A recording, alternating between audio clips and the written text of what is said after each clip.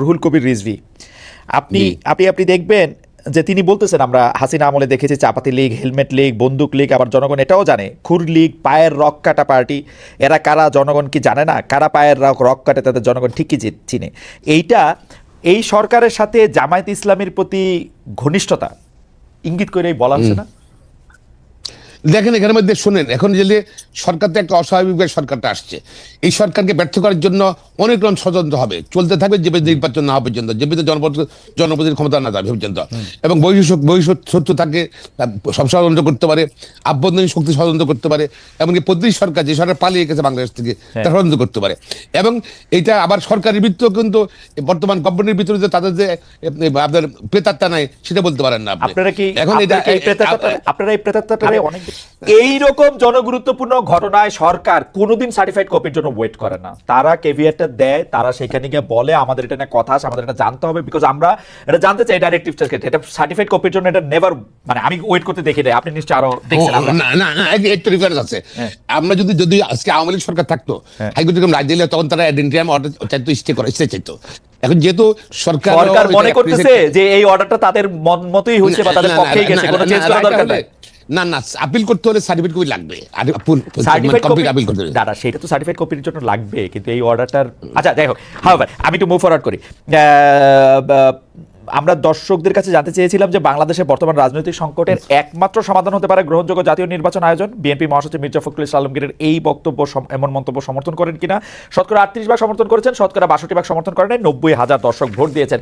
এইবারও সাকিব ভাই আমরা কিন্তু মানে অনেকগুলি বিষয় নিয়ে আসি, কিন্তু মানে একটা বিষয় নিয়ে আসলে অনেক লম্বা সময় আমি ব্যয় করে ফেলতেছি।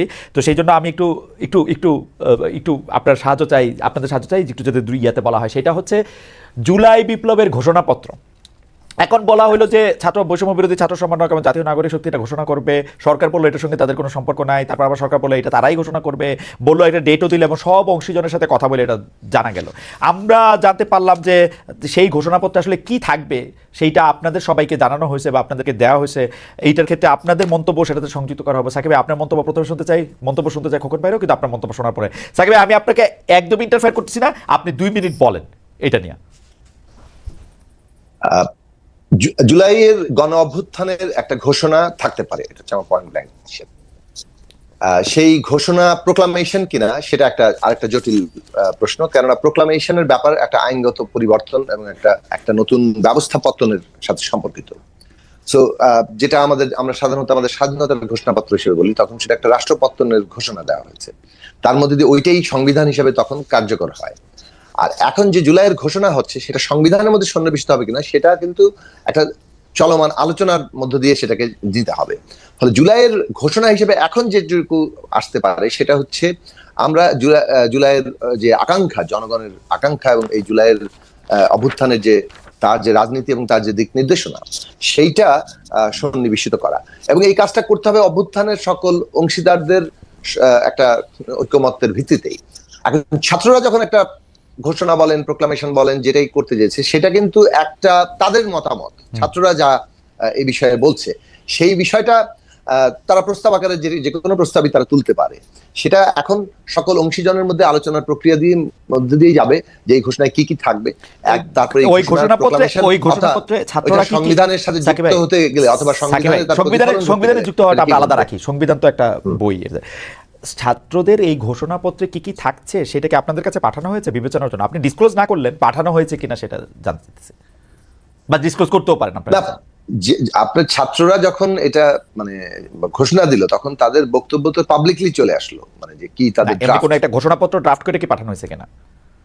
হ্যাঁ, সেই ঘোষণাপত্র ড্রাফট করে তো সোশ্যাল মিডিয়াতেই চলে এসেছে। আপনার কাছে পাঠানো হয়েছে কিনা সোশ্যাল মিডিয়াটা? হ্যাঁ, আমরা পেয়েছি, আমরা সেখানে আমরা আপনার মতামত জানতে চেয়েছে। জি, মানে সেই মতামতের সময় সীমা আমরা যেটা বলেছি যে 2 দিন সময়ের মধ্যে আপনার এই ঘোষণাপত্র নিয়ে একটা সকলের মধ্যে ঐক্যমত্য তৈরি করাটা আসলে বাস্তবতা সম্ভব না। ফলে আমাদের মতামত ছিল আপনারা যদি এটা ঘোষণা করেন, আপনাদের অর্থাৎ বৈষম্য বিরোধী ছাত্র আন্দোলন জুলাই অভ্যুত্থানকে যেভাবে দেখে সেইটা ঘোষণা তার যে সেটা আপনারা করতে পারেন, পরে এটাকে ওপেন প্রস্তাব হিসেবে রাখতে পারেন সকলের আলোচনার জন্য। তো এখন যেহেতু সরকার দায়িত্ব নিয়েছে ওই পর্বটা শেষ হয়ে গেছে।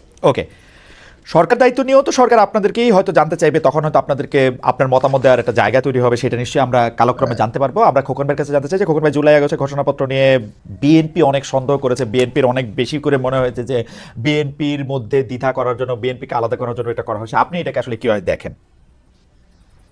ধন্যবাদ। আমি আসলে এভাবে জুলাই আগস্টে তো যে পরিবর্তনটা আসলো, এটা 15 বছরের বিচ্ছিন্ন করে দেখার সুযোগ নেই। 15-16 বছর নির্যাতন, অত্যাচার, ভোটবিহীন, লুটপাট, অপশাসন সবকিছুর কিন্তু বই প্রকাশ করেছে ছাত্ররা। সামনে ছিল, সামনে জাতীয় সমর্থন দিয়েছে, এটা বই প্রকাশ চলে পারে না। এটা বিচ্ছিন্ন করে দেখার কোনো সুযোগ আমি দেখি না। এখন যেটা হলো যে অবশ্যই যেহেতু স্বাভাবিকভাবে যদি সরকার পরিবর্তন হয় তাহলে তো সংবিধানে বলাই আছে, অস্বাভাবিক পরিবর্তন হলে একটা কোশ্চেন আসতেই পারে, তবে সেইটা সংবিধান সংযুক্ত হবে কিনা, যেটা এটা তাহলে তো হবে কিনা সেটা একটা প্রশ্ন আছে। যখন দেশে মার্শাল ল আসলো কিন্তু প্রক্লামেশনটা মার্শাল ল আসে, আমি বলি কি সংবিধান ঢুকবে নাকি? আর এখানে ধর বা মানে যেটা হলো যে 72 সংবিধানে যেটা, সেটার মধ্যে অনেক ভুল থাকতে পারে, অনেক কারেকশন দরকার হতে পারে, সে ডিফারেন্ট থিংস। কিন্তু আপনি ধরেন ঘোষণা থাকা উচিত আমি মনে করি। তবে যদি এখানে মধ্যে যে ব্যাপারটা হলো আন্দোলন সবাই মিলে করেছে, নির্যাতন শিকার হয়েছে, খুন গুম সবই হয়েছে, এবং প্রতিবাদ কিন্তু 15 বছর থেকে চলছে। এখন আপাতত যদি কেউ যদি ছাত্ররা একা দিয়ে দিতে পারে, তারা অবশ্যই দিতে পারে। তবে কিন্তু আমার মনে হয় একা দিয়ে দিলে ভুল সৃষ্টি হবে। আন্দোলনের শক্তি করে মানে আপনার কাছে কি মনে হয় না, আপনার কাছে কি মনে হয় না আন্দোলনটা ছাত্রদের নেতৃত্বে হয়েছে বলেই, ছাত্ররা বা ছাত্রদের পাশে যারা আগে সবসময় ছিল তারা ছিল বলেই তারা আপনাদেরকেও ডাকতেছে? আপনারা যদি এই আন্দোলনের নেতৃত্ব দিয়ে সফল হতেন, আপনারা তো কাউরে ডাকতেন না। আপনি ধরেন এটা শুনেন, আপনি কি শুধু ছাত্ররা কি শুধু এরা কোন দল? ছাত্ররা যারা আন্দোলন নেতৃত্ব দিয়েছে তারা কোন রাজনৈতিক দলে ছিল নাকি? তারা তো নিরপেক্ষ ছিল, বাট নিরপেক্ষ ছিল। কিন্তু এখানে কিন্তু যে সব ছাত্ররা, এখানে ছাত্র দল ছিল, কৃষক ছিল, শ্রমিক ছিল, রিক্সাওয়ালা ছিল, বা অন্যান্য রাজনৈতিক দলগুলো ছিল যারা পরিবর্তন করেছে, রাজনৈতিক দলগুলো সমর্থন ছিল, তাদের কর্মীরা ছিল, ছাত্র কর্মীরা ছিল, সবাই মিলে, এবং দেশবাসী সাপোর্ট দিয়ে গেছে। কিন্তু আপনারা দেখেন, আমি আপনাদের যে মানে মানে মানে দলের জ্যেষ্ঠ যুগ্ম মহাসচিব জনাব রুহুল কবির রিজভী, আপনি দেখবেন যে তিনি বলতেছেন আমরা হাসিনা আমলে দেখেছি চাপাতি লীগ, হেলমেট লীগ, বন্দুক লীগ, আবার জনগণ এটাও জানে খুর লীগ, পায়ের রক কাটা পার্টি। এরা কারা জনগণ কি জানে না? কারা পায়ের রক কাটে তাদের জনগণ ঠিকই চিনে। এই সরকারের সাথে জামায়াত ইসলামের প্রতি ঘনিষ্ঠতা ইঙ্গিত করেই বলা হচ্ছে না? দেখেন এখানের মধ্যে শোনেন, এখন যে সরকারটা একটা অস্বাভাবিকভাবে সরকারটা আসছে, এই সরকারকে ব্যর্থ করার জন্য অনেক রকম ষড়যন্ত্র হবে, চলতে থাকবে যে নির্বাচন না হওয়া পর্যন্ত, যে জনপ্রতিনিধির ক্ষমতা না যাবে পর্যন্ত। এবং শত্রু থাকে, সব ষড়যন্ত্র করতে পারে, আভ্যন্তরীণ শক্তি ষড়যন্ত্র করতে পারে, এমনকি প্রতিটি সরকার যে সরকার পালিয়ে গেছে বাংলাদেশ থেকে ষড়যন্ত্র করতে পারে। এবং এটা আবার সরকারের ভিতরেও কিন্তু বর্তমান গভর্নমেন্টের ভিতরে যে তাদের যে আপনাদের প্রেতাত্মা নাই সেটা বলতে পারেন না আপনারা কি? এখন আপনারা এই প্রেতাত্মাটারে অনেক বেশি ভয় পাইতেছেন, মনে করতেছেন যে এটা সাংঘাতিক? আমি না, সব জাতি ভয় পাচ্ছে, জাতি ভয় পাচ্ছে যে কোনোভাবে যদি আমাদের আন্দোলনের বন্ধুরা সবাই আমরা একত্রে থাকি, একত্রে থেকে আমরা গণতন্ত্রে ফিরে আসি। এই জন্য কি জনাব তারেক রহমান দেশে আসতেছেন না? না, তারেক রহমান সাহেব তো উনি তো অসুস্থ, আপনারা জানেন এই পুরোপুরি। প্লাস হলো যে ওনার মা এখন খুবই খারাপ অবস্থা, অসুস্থ ম্যাডাম খাবার চেয়ারপারসন খালেদা জিয়া, উনি যাবেন হয়তো সুবিধা মতো চিন্তা তখন আসবেন, সেটা কোনো সমস্যা না। সমস্যা হলে যে আমাদের আমরা ভয় পাচ্ছি, যেটা সবাই জাতি ভয় পাচ্ছে, জাতীয় ঐক্য যদি কোনোভাবে বিনষ্ট হয়, যদি ওদের ষড়যন্ত্র, এখন যে জাতীয় ঐক্য তো বিএনপি সবচেয়ে বেশি বিনষ্ট করতেছে এখন নির্বাচনের জন্য। আচ্ছা, আমি বলছি, আপনি ধরেন বিনষ্ট হলে কিন্তু তাহলে প্রেতাত্মারা পালিয়ে যাওয়া সরকার কিন্তু সফল হতে পারে। আর বাংলাদেশ এই মুহূর্তে এই সরকার ব্যর্থ হলে বাংলাদেশ ব্যর্থ হয়ে যাবে, আবার ব্যর্থ হবে, এবং এটাকে রিকভার করতে অনেক সময় লাগবে। এখন তাই মানে এটা নয় যে চিরদিন, আমরা দীর্ঘদিন থেকে এটা অনেক সরকার অধীনে দেশ থাকবে, কারণ গণতন্ত্রের জন্য যুদ্ধ করেছে আমরা নাকি। এই জন্য তাড়াতাড়ি সংস্কার শেষ করে জনপ্রতিনিধির কাছে ক্ষমতা হস্তান্তর করলে ক্ষমতা ডিসেন্ট্রালাইজ হয়ে যাবে। এখন তো কেন্দ্রীভূত ক্ষমতা, এই জন্য বিএনপি চাচ্ছে যে তাড়াতাড়ি, বা অন্য অনেক রাজনৈতিক দল চাচ্ছে, জনগণ চাচ্ছে। একদম বেরছে বাবুদের খোকন খুব সুন্দরভাবে বলছেন। আমি একটু